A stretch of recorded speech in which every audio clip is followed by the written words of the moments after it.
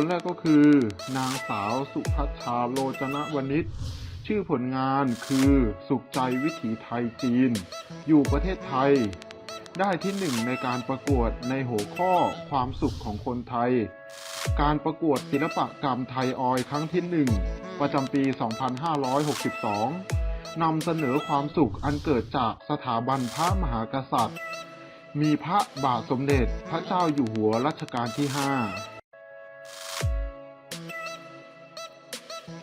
คนที่สองนายภาสกรแพ่งชนะชื่อผลงานพื้นที่แห่งความสุขอยู่ประเทศไทยได้รับรางวัลดีเด่นในการประกวดในหัวข้อความสุขของคนไทย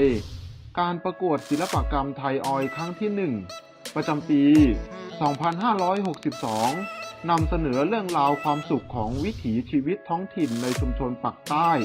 และความผูกพันกับการเลี้ยงชีพด้วยการประมงคนที่3นายก้องภพเป็นจนิรัตน์ชื่อผลงานเรื่องเล่าของคุณย่าอยู่ประเทศไทยได้รับรางวัลดีเด่นในการประกวดในหัวข้อความสุขของคนไทยการประกวดศิลปกรรมไทยออยครั้งที่ 1ประจำปี 2562 แสดงออกถึงบรรยากาศแห่งความสุขและครอบครัวอันอบอุ่นของครอบครัวไทย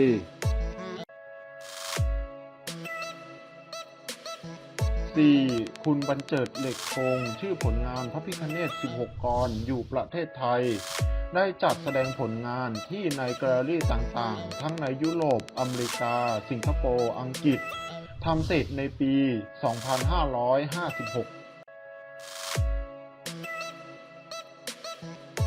5. คุณต้นผลงานจาก Facebook ชื่อผลงานลมหายใจแห่งอนาคตอยู่ประเทศไทยสถานการณ์ฝุ่นละออง PM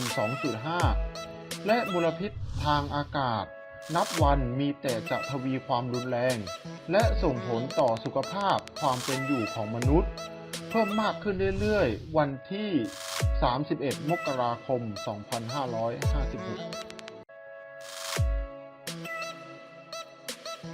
6. ลาฟาเอล ซันซิโอออกแบบมหาวิหารเซนต์ปีเตอร์เป็นจิตรกรชาวอิตาลีตัวมหาวิหารปัจจุบันเริ่มสร้างเมื่อวันที่ 18 เมษายน พุทธศักราช 1506 บนโบสถ์แบบคอนสแตนตินและเสร็จเมื่อปีพุทธศักราช 1626 โบสถ์นี้ตั้งอยู่ในเนื้อที่ประมาณ 2.3 เฮกตาร์สามารถบรรจุคนได้กว่า 60,000 คน 7. ซันวาดอร์ ดาลีผลงานนาฬิกาละลายศิลปินชาวสเปนผู้มีหนวดเป็นเอกลักษณ์งานสีน้ำมันบนผ้าใบที่ถูกสร้างขึ้นในปีพุทธศักราช 1904 มีการตีความไปต่างๆนานาเกี่ยวกับผลงานนาฬิกาเหลวของดาลีหยิบยกทฤษฎีมาอ้างอิงกันมากมายแต่ที่จริงแล้วดาลีไม่เคยเปิดเผยอย่างจริงๆจังๆหรอกว่าผลงานของเขามีความหมายว่าอย่างไร 8. ออกุสต์ โรแดงผลงานประตูนรกเป็นประติมากรชาวฝรั่งเศสประติมากรรมชิ้นนี้ได้รับการจ้างให้สร้างขึ้นโดยผู้อำนวยการวิจิตรศิลป์เมื่อปีค.ศ. 1880 ให้สร้างเสร็จในปีค.ศ. 1885 แต่โรแดงก็ยังคงทำการสร้างอยู่เป็นพักๆเป็นเวลากว่า 37 ปีจนกระทั่งมาเสียชีวิตในปีค.ศ. 1917 โรแดงอุทิศประติมากรรมชิ้นนี้ภาพวาดลายเส้นและสิทธิในการลอกเลียนให้แก่รัฐบาลฝรั่งเศสในบั้นปลายของชีวิตในปีค.ศ. 1919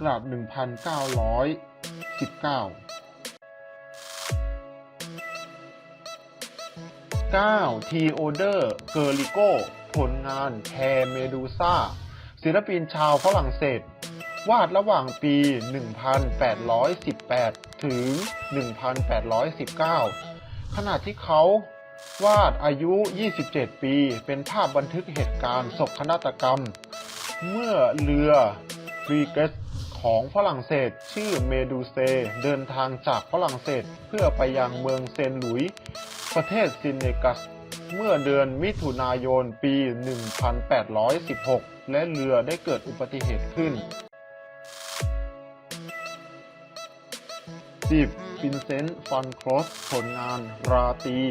ประดับดาวจิตรกรชาวคลั้นคนสำคัญของลัทธิประทับใจยุคหลังปัจจุบันภาพเขียนชิ้นนี้จัดแสดงอยู่ณพิพิธภัณฑ์ศิลปะสมัยใหม่ในนครนิวยอร์กสหรัฐอเมริกามาตั้งแต่ปีค.ศ. 1941 ภาพราตรีประดับดาวถูกเขียนในปีค.ศ. 1889 เป็นภาพภูมิทัศน์นอกหน้าต่างของสถาบันบำบัดตอนกลางคืน